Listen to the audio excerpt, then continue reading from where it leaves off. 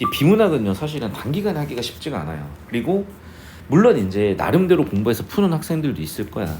근데 중요한 건 뭐냐면 결국에는 이제 수학의 정보 처리, 수학의 문제풀이와 비슷하게 그렇다고 수학처럼 막 완벽히 체계적이거나 완벽히 확 와닿진 않지만 결국 그렇게 하잖아요. 힘들어요.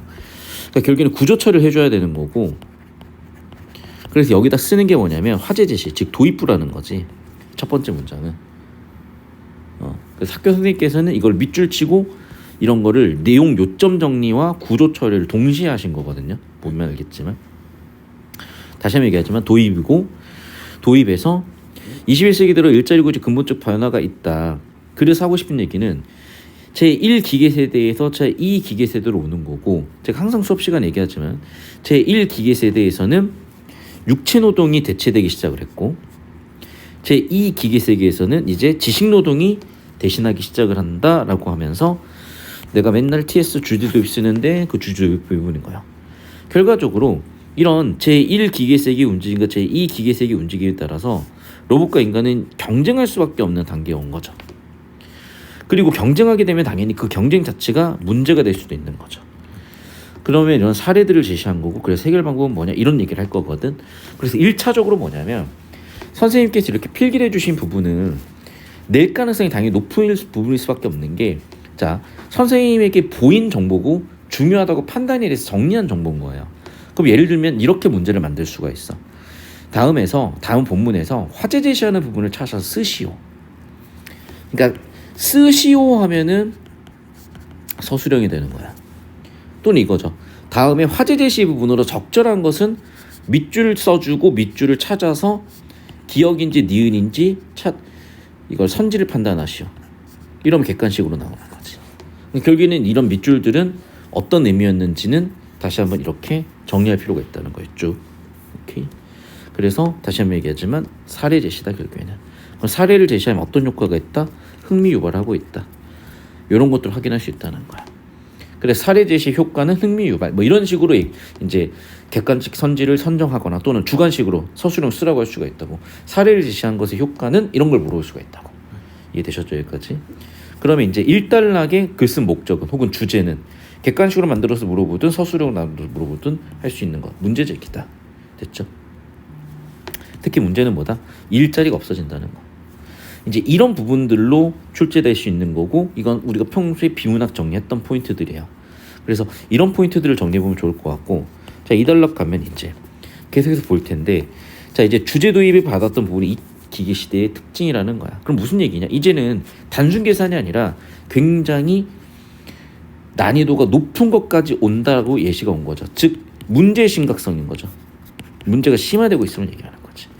그리고 이런 신문을 근거로 다시 한번 그 주장에 대한 뒷받침을 하는 거죠. 됐나요? 자 넘어가서 결국 정리하면 문제와 그것에 대한 예시라고 정리해보면 될 것 같아요. 그래서 뭐 문제를 지적하는 포인트는 뭐 이런 부분을 찾아서 쓰라는 얘기가 나올 수도 있겠지. 이해됐어요? 그래서 윗글에서 문제점인 부분들은 찾아 쓰시오 해버리면 그게 서술형.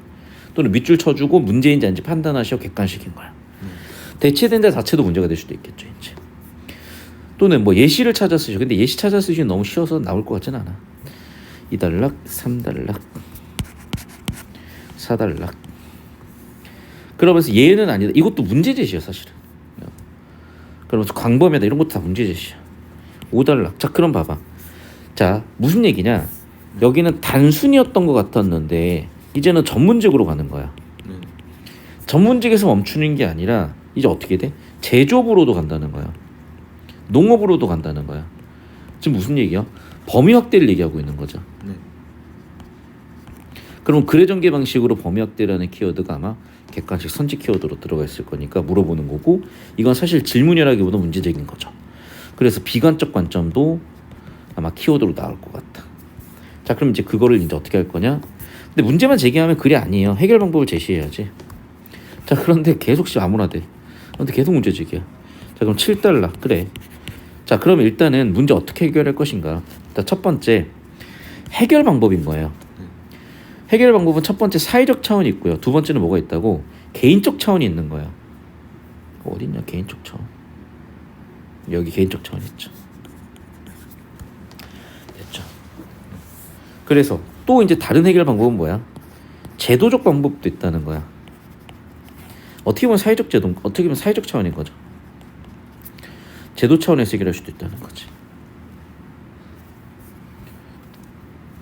하지만 또 한계도 얘기하는 거고. 그럼 어떻게 해야 될까? 또 이제 대안이 있어야 될 것 같다. 근거를 바탕으로 이런 얘기를 한 거죠. 그러면 이걸 바탕으로 무슨 얘기를 하고 싶은 걸까? 계속해서 한계, 문제점 제기를 하는 거고. 다시 한번 문제 제기를 하는 거고 대안을 찾아라. 그리고 결국에는 12단락, 13단락에 이제 대안이 나오는 거죠. 대안 첫 번째는 뭐다? 일단 인정해라. 해법 찾아라. 구체적으로는 인공지능, 로봇기술, 자동화 구조질서를 탐구하고 로봇 환경에 적응을 해라. 예시 이런 것들을 받아 너희 나름대로 이런 방법을 찾아봐라. 이 정도 정리하면 끝났단 말이야. 그리고 두 번째는 재교육을 받아라. 유연성과 평생학습 태도를 가져라. 새로운 환경에 대한 대안을 찾아라. 마지막으로 덕성을 가져라. 그런 얘기를 한 건데, 자 어쨌든 학교 선생님 필기들은 다시 한번 반복해서 볼 거니까 괜찮고요. 글의 종류, 논설문인데 설명을 바탕으로 인과를 바탕으로 주장이나 비판을 하고 있고 근거를 들고 있기 때문에 설득적이라고 예시하신 것 같고, 이 주제는 기억을 해놓으세요. 어쨌든 그걸 서술형이든 객관식이든 물어볼 수가 있는 거니까. 또 봐, 현상과 사례, 이 키워드 기억하시고, 전망과 문제에 대한 해결, 역시 이 키워드들이 전개 방식으로 바뀔 거니까 잘 기억을 하시면 되고, 이제 제가 이 부분이 출제될 거기 때문에 여기까지 좀 빨리 오려고 했던 거거든. 그럼 정리하면 이겁니다. 결국에는 낙관적 전망에 해당하는 것을 찾아 쓰시오, 비관적 전망에 해당하는 것을 찾아 쓰시오 라고 나올 거야, 서술형 평가로.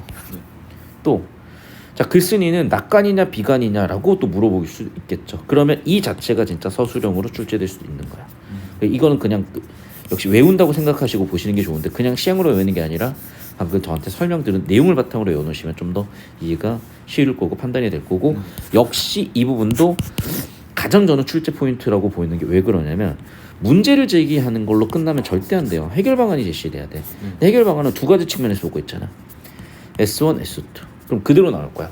두 가지 측면에 대해서 다루고 있으니 두 가지 측면을 각각 쓰시고 그 예시까지 쓰시오라고 나올 거야 아마. 그래서 이거 그냥 그대로 이 체계까지 분류해서 기억을 하셔야 되고, 여기는 더 구체적인 내용이 들어와 있는 거죠.